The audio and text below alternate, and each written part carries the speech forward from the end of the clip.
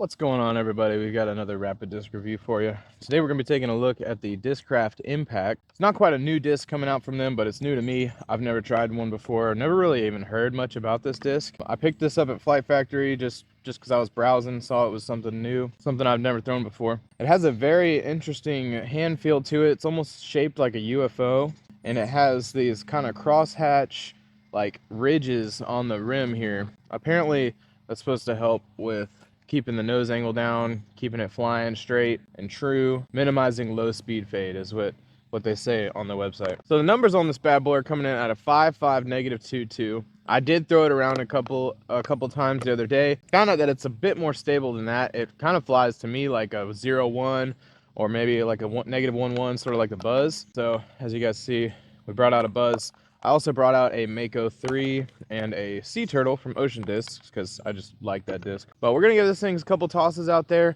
see how it compares to these discs here, and yeah, we'll get right into it. We're going to start it out with the Impact, and then we'll follow it along with those discs. Starting out just kind of throwing them flat. Wow. I had a little bit of a flip up to it, straight push. Nice fade there. I think this is going to be a really good disc if I can get that nose angle down to just be a really straight flyer. Let's go with the Sea Turtle next because I've been wanting to throw this thing.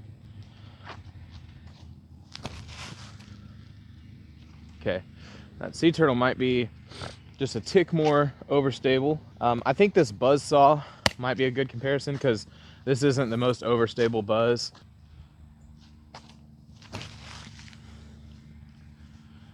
Yeah, see that I feel is a very similar flight to that Impact. So if you're looking for something like a Buzz that's not quite as overstable as like a Z Buzz or something like that, definitely check out the Impact. We'll go with the Mako next.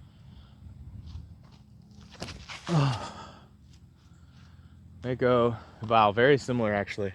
If I had to rate them from most understable to most stable in this group of discs that I threw, I would go Impact, Mako, about the same. Then Buzz, then the Sea Turtle. The Impact is flying very similar to the Buzz and the Mako. The Sea Turtle, kind of on a different level. I just wanted to bring it out here because it's fun. Go support Ocean Discs. They're doing some great stuff, just like Trash Panda, cleaning out the ocean of trash and turning them into discs. So make sure you go check that out. But we're here for the Impact today. Really liking how it's flying so far. Not sure if the crosshatch technology is doing a whole lot for me. We'll just have to see. You know, we're gonna have to throw it around a couple more times and get a feel for it. Talk about consistency. The Buzz and the Impact are 2 feet from each other. We're gonna take the Sea Turtle out of the equation. We're just gonna throw these 3 discs. Honestly, it's probably gonna be very similar to a Mako, which I really like. I'm not getting a whole lot of turn out of it, so the -2.2, you know, we'll see. But we're gonna see if we can hyzer flip these things. I'm gonna put them on a little bit of hyzer, see if they just hold it or if they'll flip up a little bit. Oh wow. Okay, threw that low, but 0 flip up on that guy, on that Impact. I mean 0.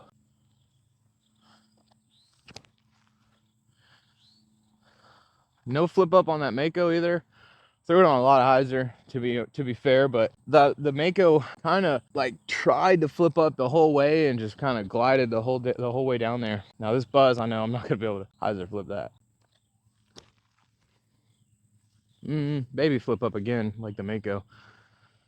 No flip up from the Impact though. Even though I threw it low, kind of crappy, still it should have flipped up a hair. So if you guys don't forehand your straight flying mids, let me show you why you should. You just gotta put them on a little bit of that hyzer.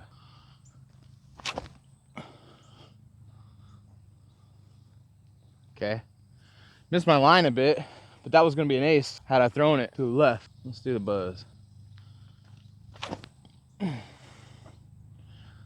Drop in our way over. All right, Mako. Oh wow, that thing didn't flip up at all.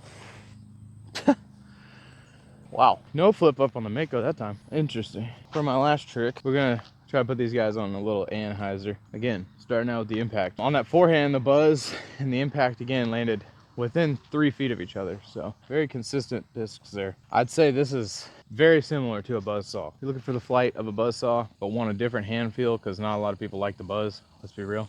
this thing feels pretty good in the hand actually, and that crosshatch section, it doesn't really affect it, the feel of it anyway. So I'm gonna put this thing on some Anheuser, see how it holds the turn.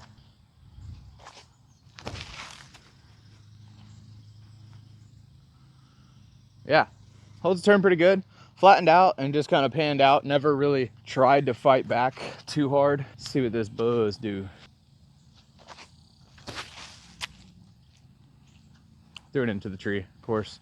Wow, you could kind of see that buzz. Maybe I didn't put enough spin on it, or as much spin as the impact throw, but you could kind of see that buzz starting to fight back a little bit. Let's see what this Mako do.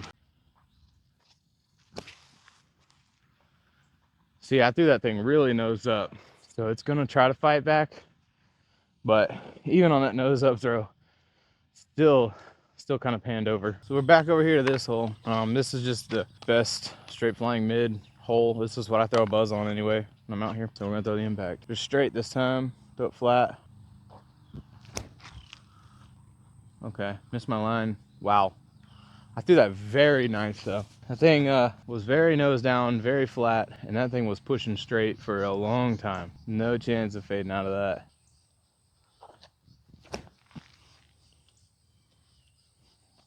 Buzz, threw it on a little hyzer. And last but not least, Mako 3.